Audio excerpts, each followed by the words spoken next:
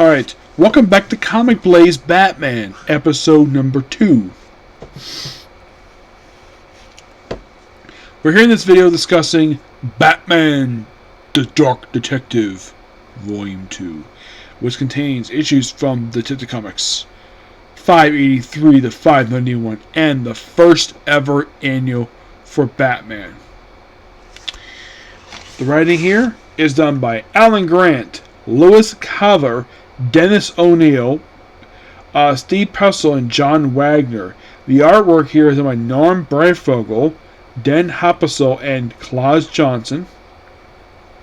Norm also has inking here to the cover here. That is Mike Mignola and Dave Stewart. So we start off with 583. This, of course, is written by John Wagner, Alan Grant, and artwork by Norm Breyfogle. This one's called Fever. Yes. We start off with Batman swinging around in Gotham City. By the way, the cover of the issue is also by Mike Mignola. And of course, we have a place called O'Leary's. And there's a fight breaks out. And then people get arrested. And of course, the Batman stops by. Then we have this thing called the Ventriloquist Club.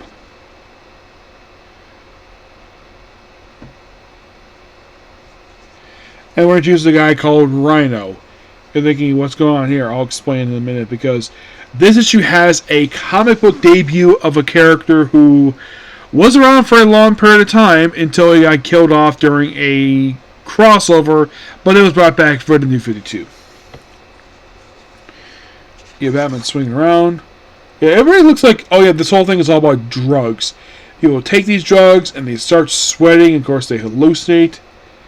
And they start, like, nearly killing a cat? Yes.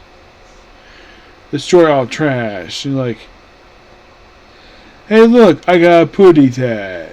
And, of course, the cat strikes him, and, of course, and the cop, and there was a security guard who's like, hey, what are you doing here? What are you doing like cat? In your ear, granddad. Don't you lip, you. And he gets whacked in the head with a frickin' nearly burn him. Then the kids basically are stopped by Batman. And he doesn't want to harm them because they're just on drugs. And of course he proceeds to just, well, knock them all out. Not hurting them. And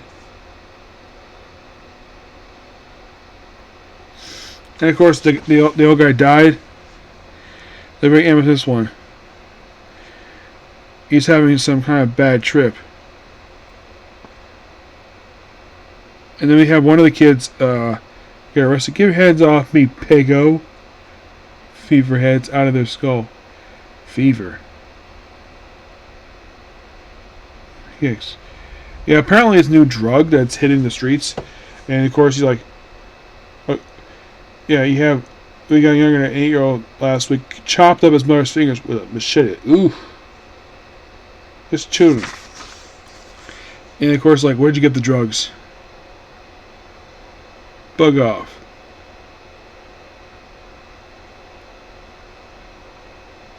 Yeah, so of course they bust down some door, and then we debut the ventriloquist and Albert Wesker, aka the ventriloquist, two very popular Batman villains, who basically they actually got a little more spotlight thanks to a show called Batman the Animated Series.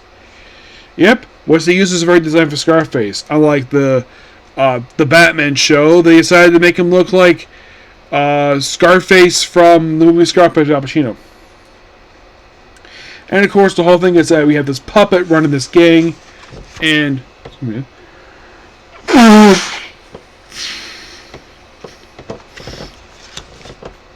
and of course, after basically chatting, of course, one of the guys gets shot by Scarface. You're thinking, wait, how can a puppet fire a machine gun? Well, it is most of the puppet directing Albert Wesker to fire the gun. Yeah, we actually see him, like, if you look closely at the panel, you see him pick up the gun, which, of course, Albert's holding in his hand because Albert's controlling Scarface. Kind of, though. He basically is all ventriloquist stuff. The guy's shot dead. Rhino's not shot because basically he's useful. And plus he's very loyal. And we gotta swim like crazy. I think it was swim, I think it's a heat wave. No mention of heat wave. And then of course basically the kid in the log hut gets knocked out. They have the door busted open. He basically beat up some punks.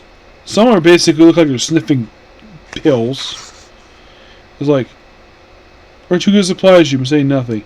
I thought you guys said, hey, please, my life's not worth it. Give your name. Scarface. Yes.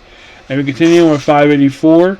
This goes on for several issues. And we see how the drugs are made in the issue itself. Eventually, Batman confronts Vigil Ghost and Scarface. And of course, Scarface calls Batman Gatman, which I think was kind of funny.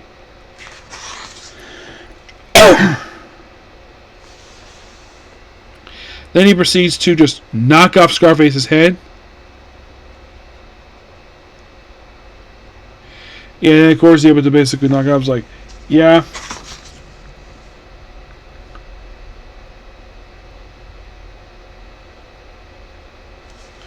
And of course, take the guy go the fat man, victim of street attack.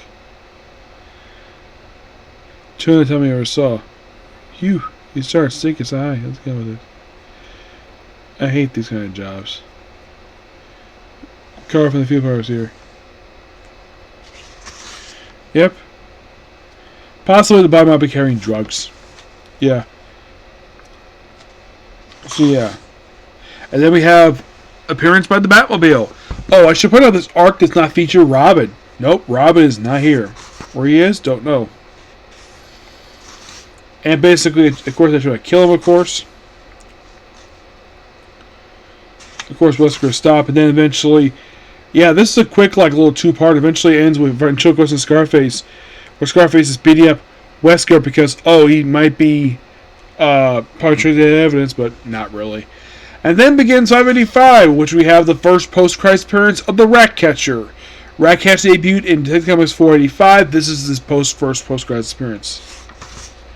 Who is Ratcatcher? He is a guy who actually was an actual Ratcatcher, who basically kidnapped judges because they basically wronged him. So that's kind of the gist. We have these particular high-level elected officials just disappearing, and they're kidnapped by the Ratcatcher and held hostage for weeks. And then this judge breaks out, and then eventually the judge gets killed.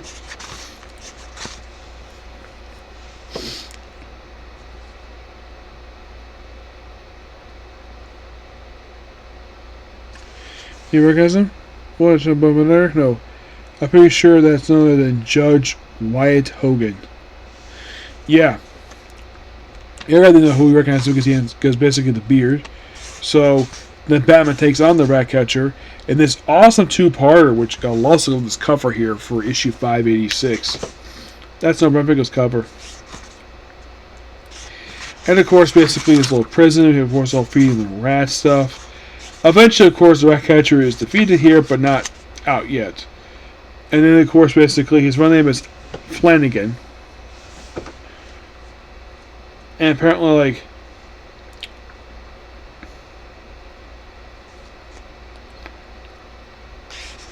Basically, he's got people who actually wronged him, put him in jail.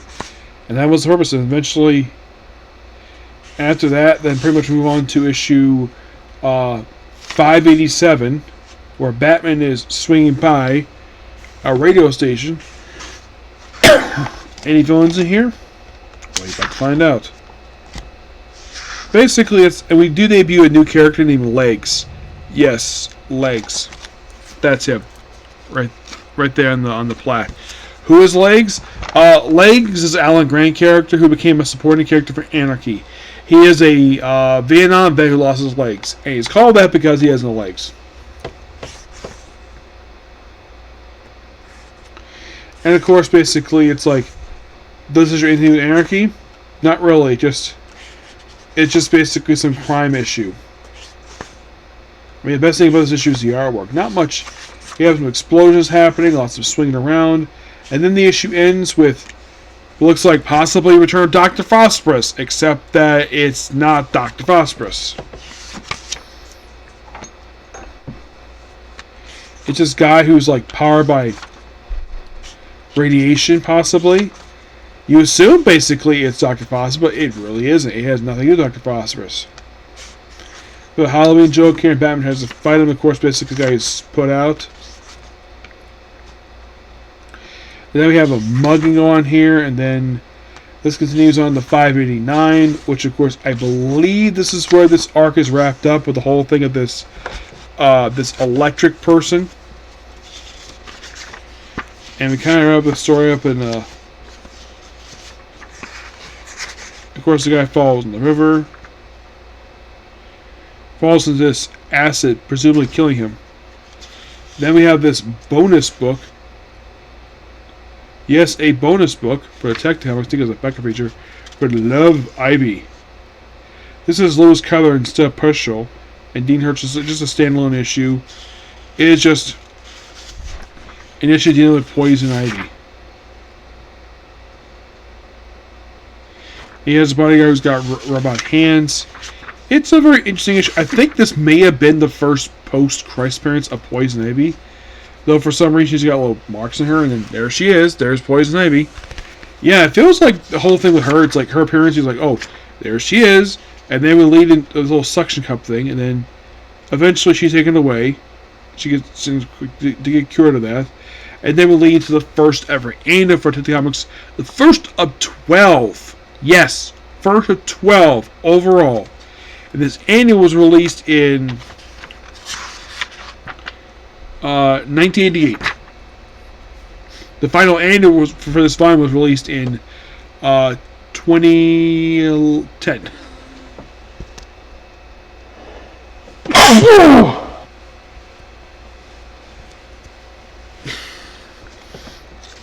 So in this annual here, we flash back to China in 1895, where we had this, looks like something that was when we said with a Boxing Day. Boxing Day, and we see stuff for the Fisher Village here. It looks like Shiva. But nope, it's Ra's al Ghul here, who basically has his first ever encounter with Oswald Cobblepot, aka Penguin, who, yes, for some strange reason in this issue here, he's drawn like Burgess Meredith. And then we see The Question. Yes, because it's part of a cross between first annals for this book, Green Arrow, and The Question. All written by Danny O'Neill. Yes. And aside from the fact Danny O'Neill writes them, and they feature Lady Shiva and Vic Sage just going around, they go to, because the whole thing involving Roz. So, and the Penguin here, obviously. It's a very interesting first annual. Aside from the artwork, you got some fight scenes here. And then Ty walks down to lead to issue 590 for Detective Comics, which is basically back to the book here. It's the most issue of the book. Yeah, and what happens in this book here is just more street crime stuff.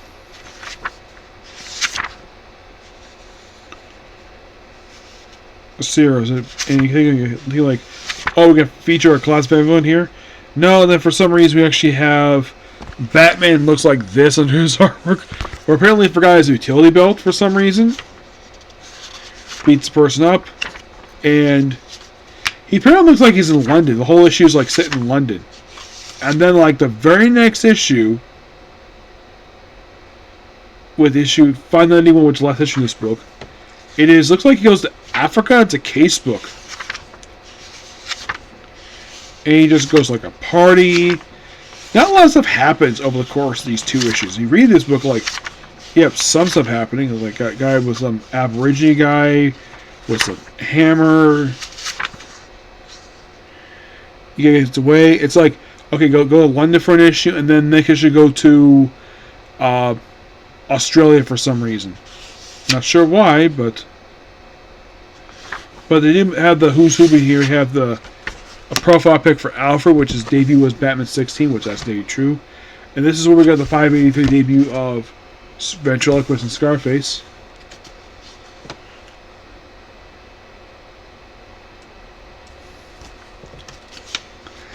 Whole thing with a rat catcher here. and Poison Ivy. And that's it. I like the first issue, was quite interesting. These issues, I would say, probably the best thing about these issues is the debut of Ventriloquist and Scarface. Their story was fantastic. I love their story. There's only 2 issues for this one. Ivy's felt completely random. It's like, oh, here's Ivy. And there's this stuff involving suction cup stuff. It's just really weird. A lot of people like just crime drama stuff. I'm like, okay. But for the second trade of this book, I give it roughly an 8 out of 10, sadly. I mean, the best thing about this book is the artwork. Yep. But yeah, that's Biggie a particular review. Please be sure to like, comment, subscribe, turn notifications. Next up we have is the review for the final episode of Season 2 of 100 Girlfriends. Okay, next video. Bye.